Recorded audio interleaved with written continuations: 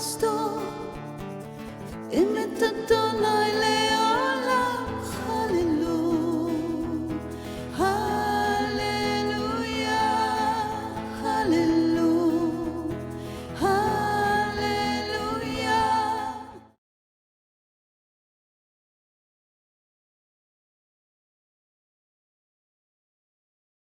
Shalom, shalom et bonne fête, parce que c'est la fête de l'Église aujourd'hui. C'est la fête de la Pentecôte qui est décrite dans Lévitique 23 comme les autres fêtes de l'Éternel.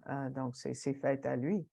Et puis, on fête la naissance de l'Église, de Juifs et non-Juifs qui sont unis dans le corps du Messie pour être ses témoins dans le monde. Donc, bonne fête tout le monde. C'est la fête de Shavuot, qui veut dire semaine en hébreu, et Pentecôte, c'est évidemment le grec.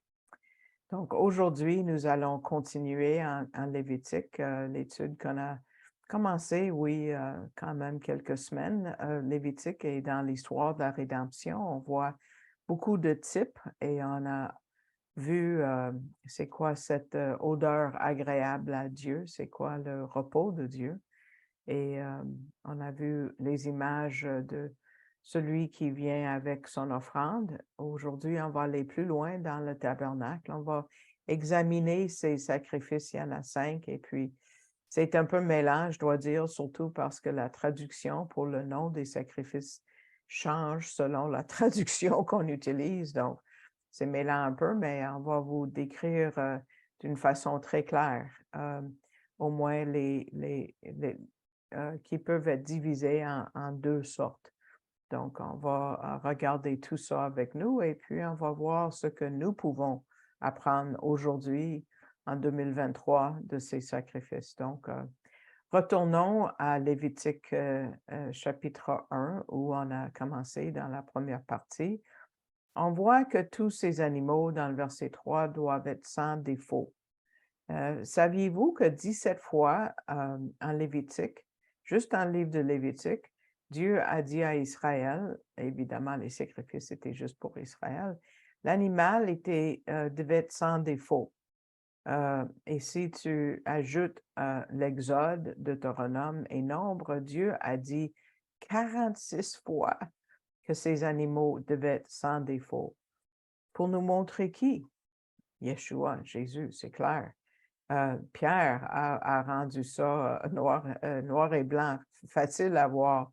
1 Pierre 1, 18 et 19, quand il a dit « Sachant que vous avez été rachetés de votre vaine conduite, que vous avez été enseignés par vos pères, non par des choses corruptibles, de l'argent ou de l'or, mais par le sang précieux de Christ, comme un agneau sans défaut et sans tache. » Donc, c'est pour ça que ces animaux devaient être domptés et dociles et sans tache, pour nous montrer Yeshua.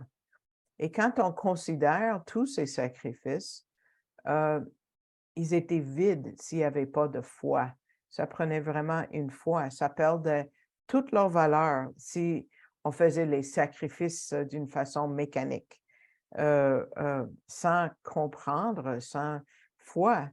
On voit ça partout dans les Écritures hébraïques qui s'appellent la Tanakh, la Torah, les lois, les Nevi'im, les prophètes et les Ketubim. Donc, regardons ce que ça dit en Ésaïe 1, 13.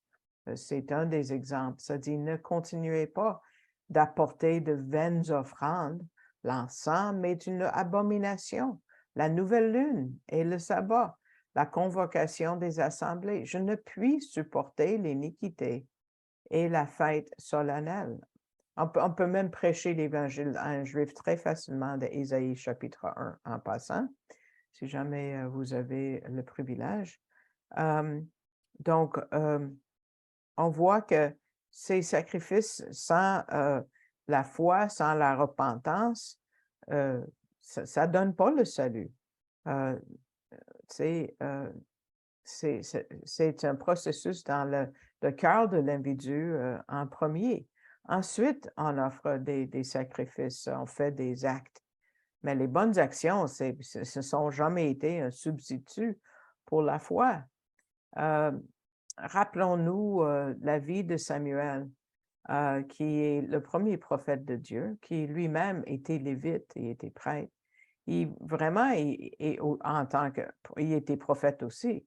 Il a vraiment compris toute l'idée de sacrifice quand il a dit à 1 Samuel 15, 22, voici, il parlait au roi Saül, évidemment, voici, écouter, qui dans ce sens-là veut dire obéir, est meilleur que sacrifice.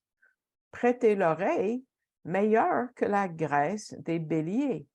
Il comprenait, lui, Samuel, le but de la loi. Il savait que c'était pour faire une distinction entre l'esprit de la loi et la lettre de la loi. Il voulait que le roi Saül qu'il comprenne l'esprit derrière la loi. Et Jésus a augmenté notre compréhension de cette vérité parce qu'il a cité Samuel en Matthieu chapitre 9. Il s'est tourné vers les leaders religieux de l'époque qui avaient enlevé tout le sens spirituel de leur religion, puis il leur dit en Matthieu 9, 13, mais allez et apprenez ce que c'est. Je veux miséricorde et non pas sacrifice. Donc, la même génération de gens à l'époque de Samuel existait à l'époque de Yeshua et à notre époque aussi. Regardez ce que Yeshua a ajouté après ces mots-là en Matthieu 9. Il a dit, « Car je ne suis pas venu appeler des justes, mais des pécheurs. » Mais qu'est-ce que ça veut dire, des pécheurs? Parce qu'aucun homme est juste aux yeux de Dieu. On peut le voir dans le Psaume 14, Psaume 53, Romains 3, 23. Personne n'est juste. Personne n'est correct devant Dieu. Mais ces gens-là avaient décidé qu'ils étaient les justes. Et c'était à eux de décider qui parmi d'autres personnes était juste. Ce n'était pas leur rôle du tout. Donc, ils ont joué le rôle de Dieu et ils le font encore aujourd'hui. Donc, Jésus leur dit, si vous pensez que vous êtes juste, je ne suis pas venu pour vous, mais je suis venu pour ceux qui comprennent qu'ils sont des pécheurs. Toutes les formes de religion tombent s'il n'y a pas d'esprit de repentance, esprit d'obéissance, de désir d'obéir. Si on n'a pas ça, ça ne compte pas la religion.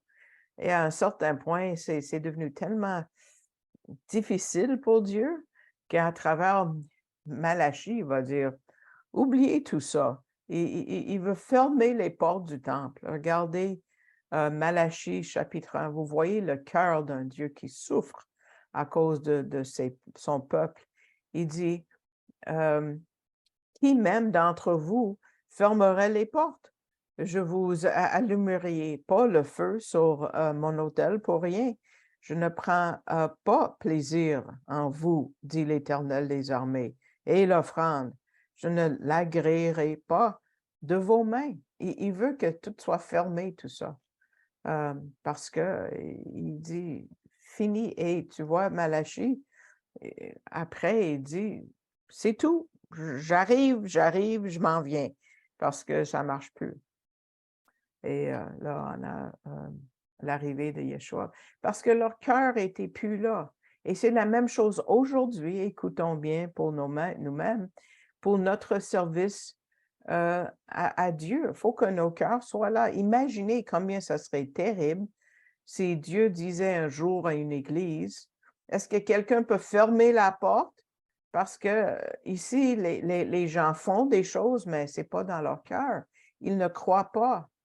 C'est ce que Jésus voulait dire quand il a dit en Jean chapitre 6, verset 53, en vérité, je vous dis, si vous ne mangez la chair du Fils de l'homme et ne buvez son sang, vous n'avez pas la vie en vous-même. Là, je dois vous dire en tant que juive, là, la première fois que j'ai lu ça, j'ai trouvé ça très difficile. manger la chair, boire du sang, arc.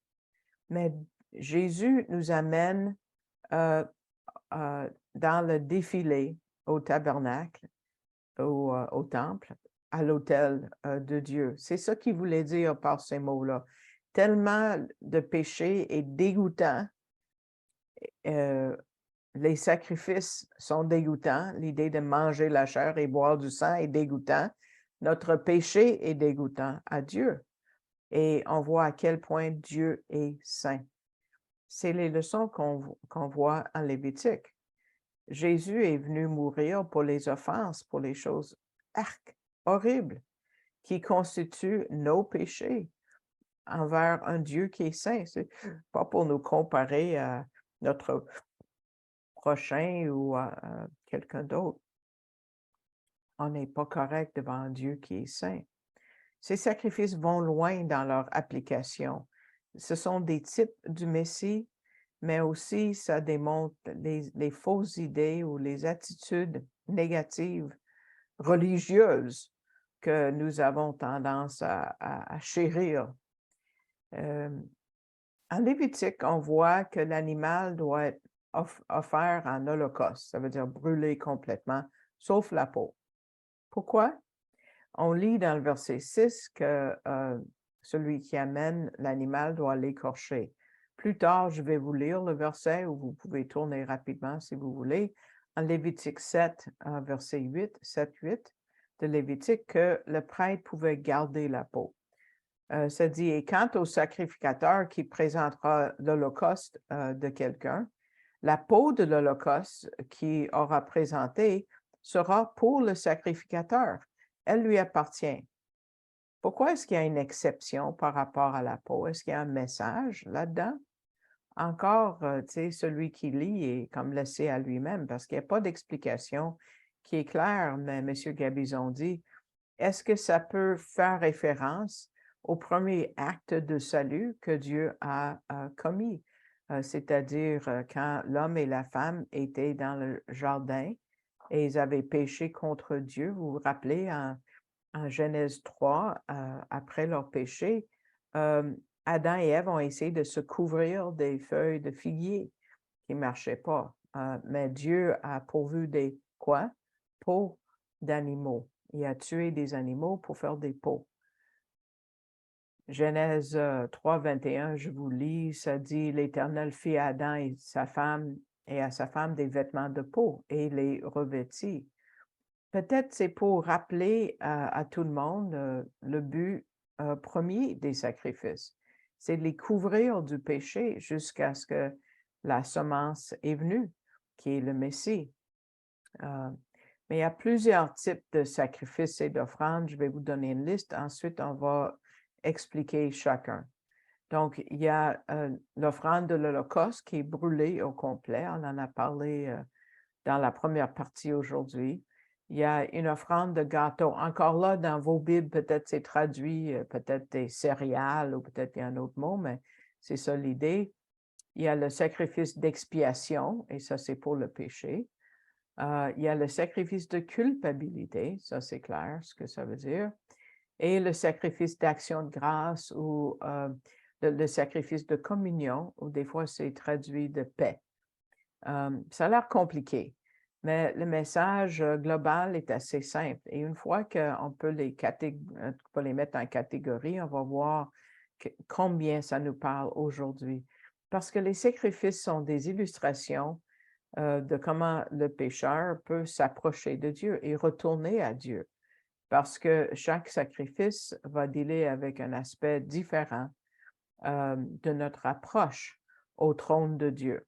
Donc, on va parler brièvement de chaque offrande, de chaque sacrifice. Il y a des sous-divisions, mais on n'ira pas là. On va juste regarder les 5 principaux.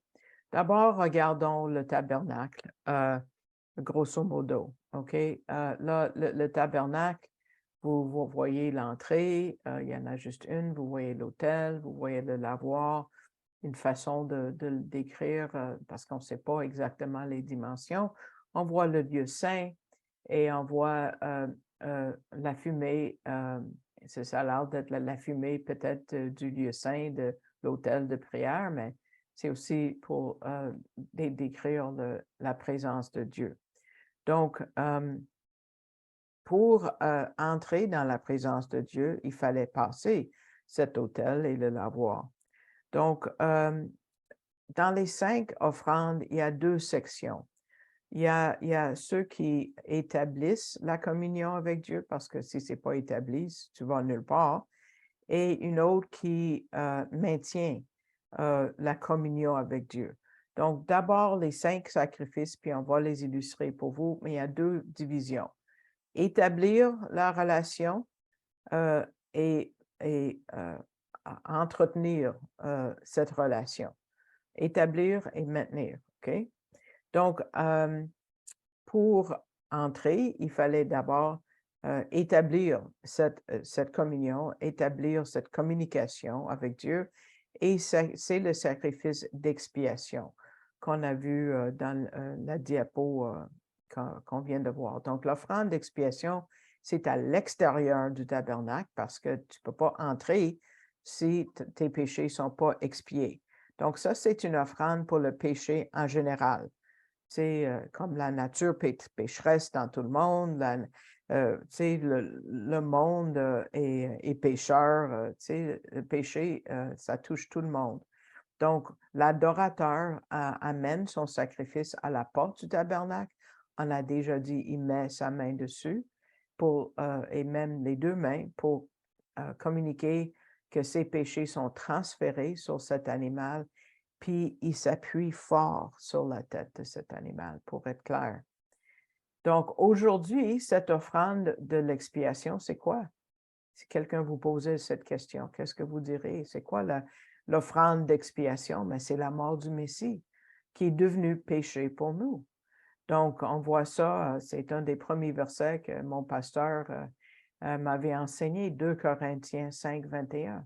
Celui qui n'a pas connu le péché, il a fait péché pour nous, afin que nous devinissions justice de Dieu en lui. Donc, ça démontre l'expiation de Jésus, c'était pour nous, pour que nous puissions être libres de l'effet du péché.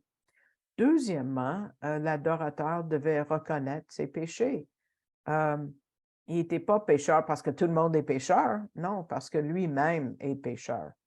Donc, lui, il devait apporter une offrande de culpabilité. C'est la deuxième. Et ces deux-là sont à l'extérieur du tabernacle, comme vous voyez dans l'illustration. C'est pour ses péchés personnels à lui. Et ces 2 confessions ouvraient la porte à quoi? À l'autel. Ça, c'est la prochaine étape. Donc, cette culpabilité est mentionnée en Ésaïe 53, verset 10.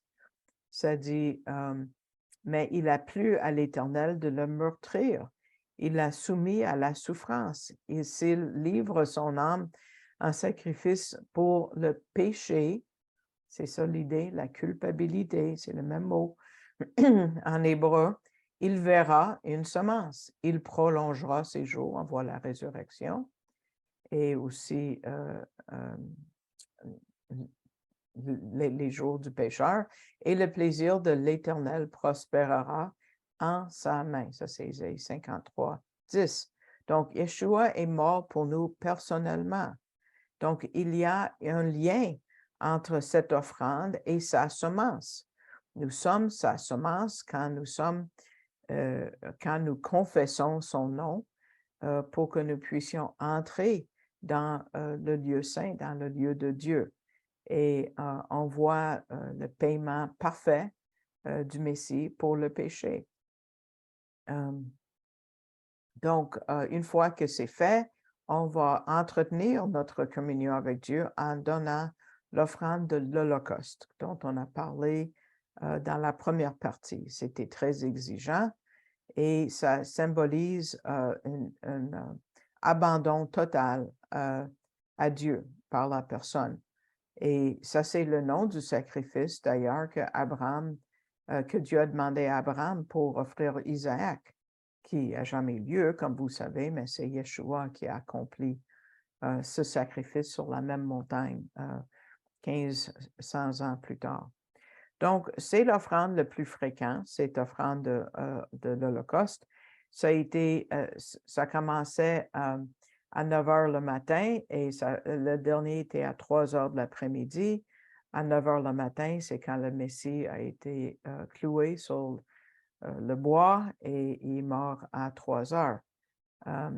Donc, ça a exigé, ça a accompli les exigences de cet holocauste.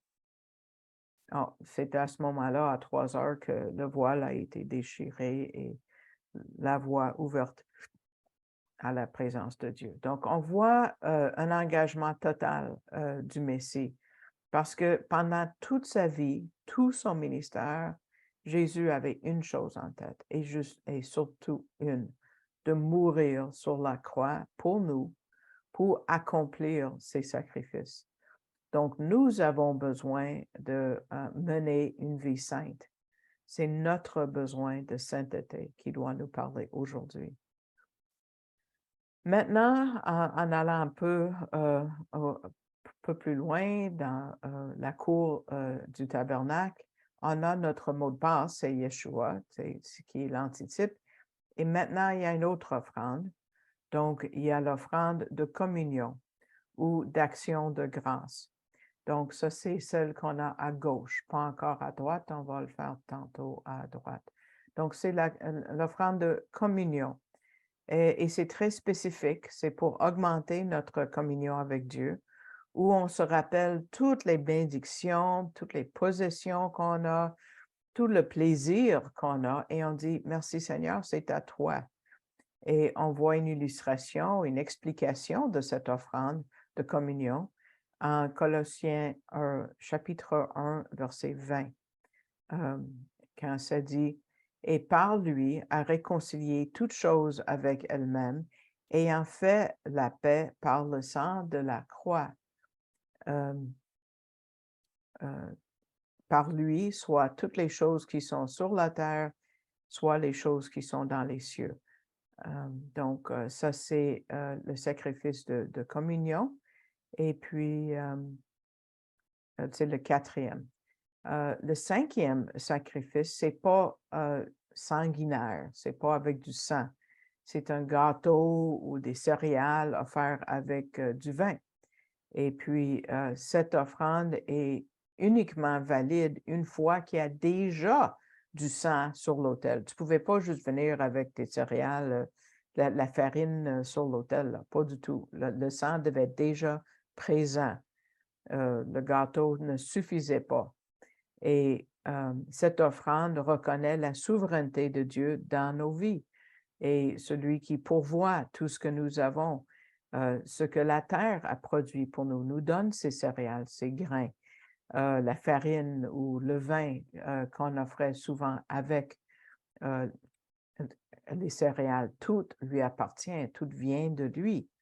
Et c'est de cette façon que l'adorateur s'approchait de Dieu et gardait sa communion avec Dieu. Mais comment est-ce que ça nous parle aujourd'hui? Bon, mais ça nous parle de notre engagement en tant que croyants. Regardons un passage, même c'est le premier passage que j'ai utilisé pour enseigner quand j'étais très jeune, dans la vingtaine en Haïti. J'ai fait une conférence pour femmes sur ce passage-là en Romains 12 qui commence une nouvelle section dans l'Épître aux Romains, parce que chapitre 1 à 8, c'est la théologie générale. Entre 9 et 11, ça parle d'Israël. Et quand chapitre 12 commence, c'est comment mettre ça en pratique. Et ça commence avec le mot alors, ou alors, à cause de ça. En anglais, c'est le mot therefore, c'est à cause de ça. Et ça tranche entre ce qu'on a dit jusque-là, qui a expliqué, puis a dit, alors, à cause de ça, faisons ceci, ce qui s'en vient, entre les faits et l'action, entre les doctrines et l'application. Donc, la Bible, c'est pas juste un livre de connaissances, hein, c'est un livre d'action. C'est un livre qui change nos vies, c'est un livre qui est vivant. Et on ne doit pas garder les livres sur une tablette, mais c'est pour transformer la personne à la ressemblance du Messie. Donc, à partir du chapitre 12, on voit quelles sont les conséquences naturelles des doctrines qui ont été expliquées dans les chapitres qui ont précédé. Si on applique ces doctrines, ça va nous amener au chapitre 12 de Romains et les chapitres qui suivent. Jésus nous dit en Jean chapitre 13, verset 17, si vous savez ces choses, vous êtes bienheureux si vous les faites. C'est l'idée de savoir et de faire ici qui est comparé. Il faut savoir, oui, mais il faut le faire. Tout le livre de Jacques nous parle de ça aussi. Il faut faire de quoi? Parce que, évidemment, c'est possible. Il y a des gens qui savent, mais qui font rien. Mais Dieu bénit ses serviteurs, pas pour leur connaissance, mais pour leur réponse à leur connaissance. Notre bonheur vient en mettant en action ce que nous savons par rapport à Dieu. Et Paul veut qu'on évite, qu'on reste juste avec des connaissances.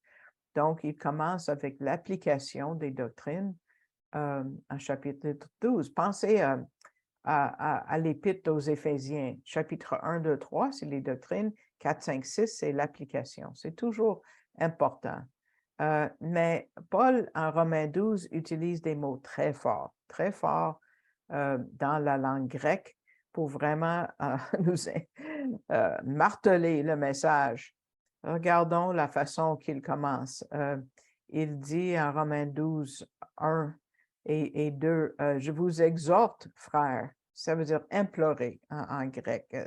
Je suis à genoux, je supplie, je prie de tout mon cœur, par les compassions de Dieu, évidemment, à présenter vos corps en sacrifice vivant, saint, agréable à Dieu, ce qui est votre service intelligent.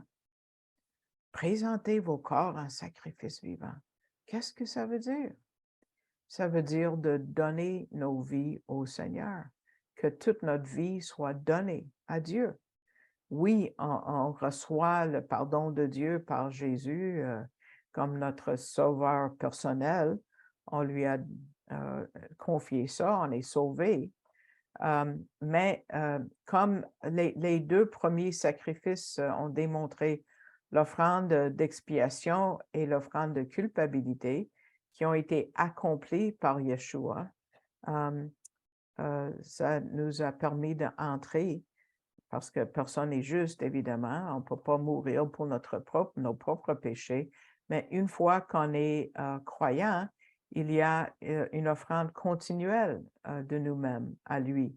On doit toujours dire merci, des actions de grâce pour entretenir notre relation avec Dieu. Et on doit s'offrir à Dieu tous les jours de notre vie. Donc, comme tantôt, on a mis la diapo pour souligner l'idée à présenter vos corps. C'est un choix. Présentez vos corps en sacrifice vivant. Le mot présenter, ici, en Romains 12, veut dire de céder. Puis, il y a deux forces. C'est une décision en premier et qu'on est déterminé. On a pris la décision. Donc, c'est clair et on doit faire quelque chose. Mais ce n'est pas facile, mais c'est quelque chose qui va amener beaucoup de bénédictions dans nos vies et dans les vies autour de nous. C'est ce que ça veut dire de présenter nos corps comme un sacrifice vivant. C'est de donner notre vie entièrement à Dieu. Je me rappelle, jeune croyante, on m'a présenté cette idée de vraiment dédier ma vie et j'ai dit, si moi, je mène ma propre vie à moi, je vais faire un gâchis. Donc, après 2 semaines de nouvelle vie, j'ai dit, Seigneur, c'est comme si je prends une feuille blanche, je signe mon nom en bas, et puis toi, tu remplis ça. Je te suis, je vais faire ce que tu veux. Je veux être à toi entièrement.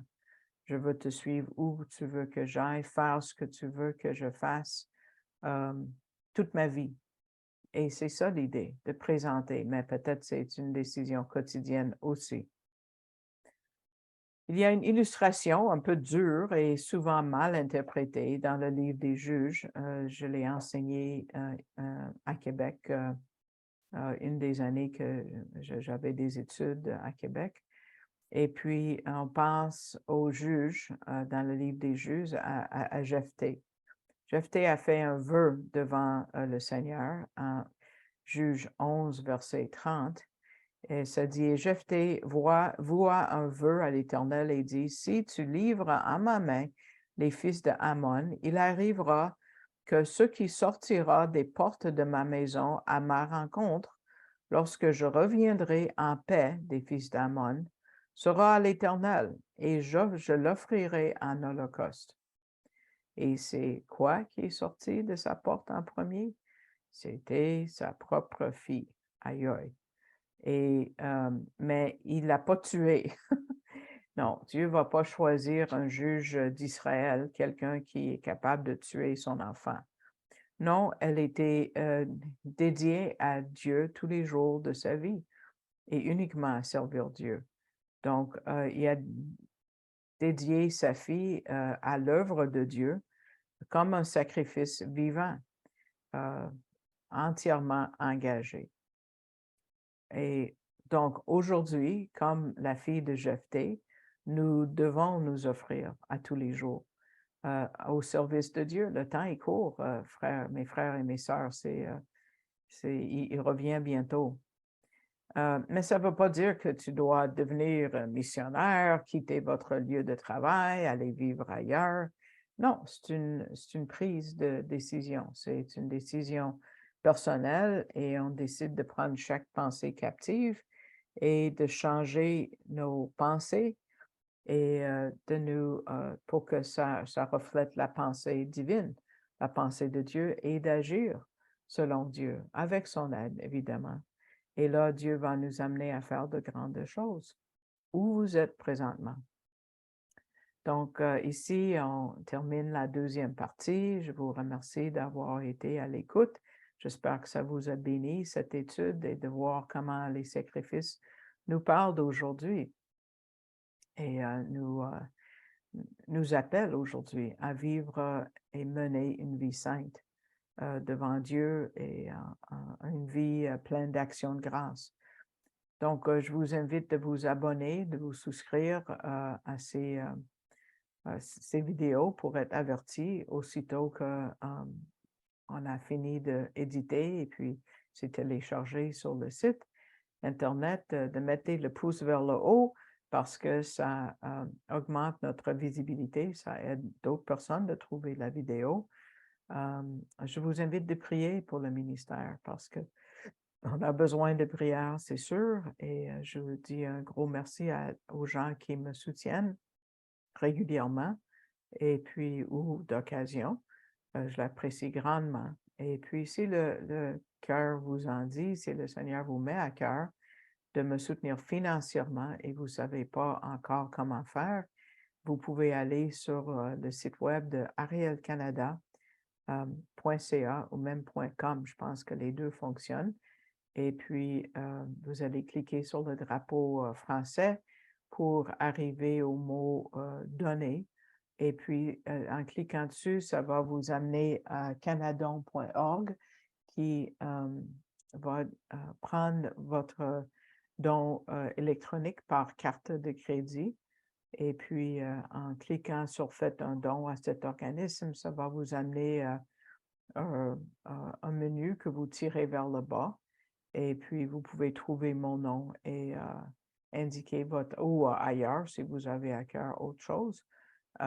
Et puis, de donner de cette façon-là.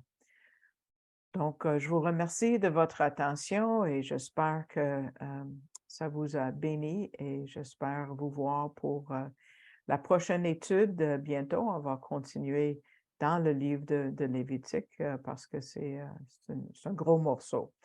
Et maintenant, quand vous voyez ces sacrifices, pensez aux deux sortes.